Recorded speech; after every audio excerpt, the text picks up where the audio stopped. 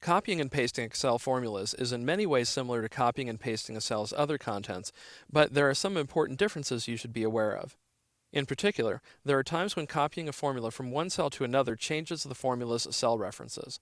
In this lesson, I'll show you how to copy a cell's formula exactly as it appears in the current cell, how to copy and paste a formula's result instead of the formula itself, how to copy and paste a formula without taking along a cell's other formatting, and how to create cell references that either don't change or change the way you want them to when you copy the formula to another cell.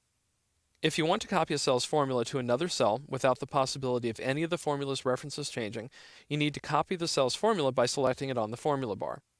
To do that, you click the cell that contains the formula, and then click on the formula bar so that it becomes active for editing. Now you can drag over the formula holding down the left mouse button, so that text is selected. I will click Copy on the Home tab of the ribbon, and then press Escape to release the cell.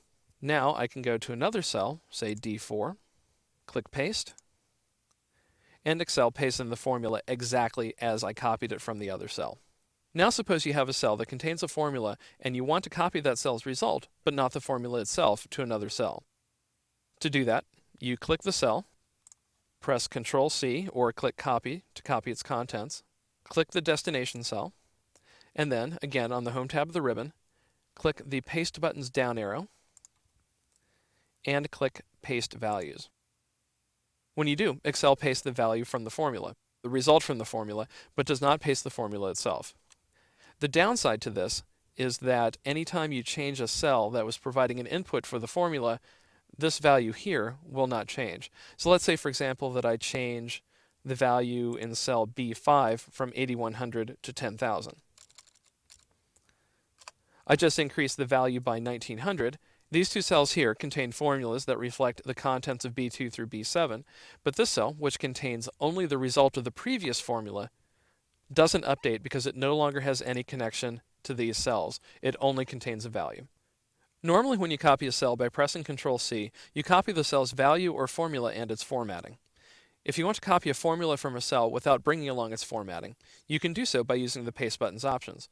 First, you click the cell that contains the formula, copy it by clicking Copy on the Home tab or pressing Ctrl-C, click the cell into which you want to paste a result, and then click the Paste button's down arrow and click Formulas. When you do, Excel pastes the formula, but it does not bring along the formatting. You will notice that something interesting happened. In other words, not only did the formatting go away, but the result changed.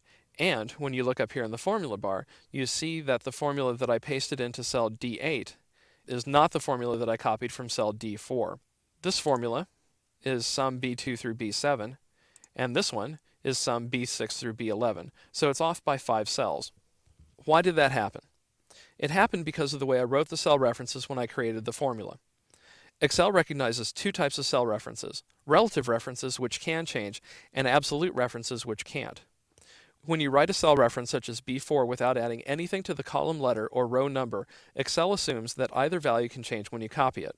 Here's an example of where relative references would come in handy on the revenue per sale worksheet. Suppose you have a list of data where you want to find the average revenue per sale. In this column you have revenue, and in this column you have a list of the number of sales that generated that revenue. If I wanted to find the average per sale revenue for 2005, I would divide the value in B2 by the number of sales in C2. When I press enter, I get the result. Now suppose that I wanted to create a similar formula for cell D3, D4, D5, D6, and D7. The hard way to do it is to create the formula by hand in each of these cells. So for example, it would be equal B3 divided by C3, but you don't have to do that. Instead, you can copy the formula from cell D2 down through the remaining cells, and this is where relative references come in handy, because Excel will update the formula cell references as I copy the formula down. So how do you copy the formula? To do that, you click the cell, and then grab the fill handle at the bottom right corner. You know that your mouse pointer is in position when it changes from the white Greek cross to a black crosshair. When it is, grab the fill handle and drag down until the selection covers all of the cells into which you want to paste the formula. When you release the left mouse button, Excel updates the formulas. So for example, the formula in cell D3 refers to cells B3 and C3. D4 refers to B4 and C4, and so on throughout the list.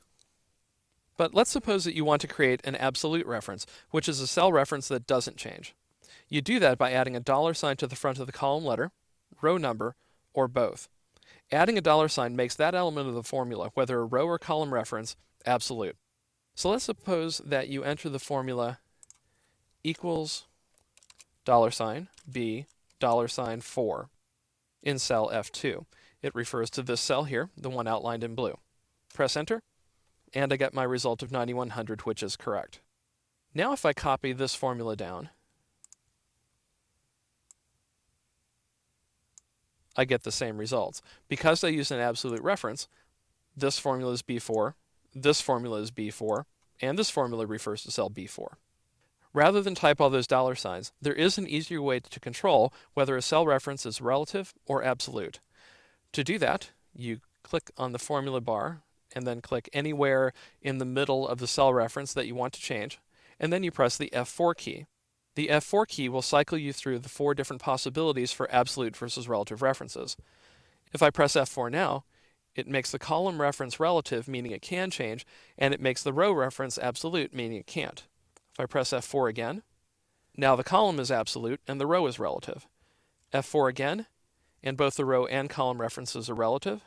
Press F4 again, and I'm back to what I had originally, which is that the entire reference is absolute, both row and column. At first, copying and pasting Excel formulas seems to cause random changes to your worksheet. However, once you know how copying and pasting works, you'll find that you have a great deal of control over how your worksheet behaves.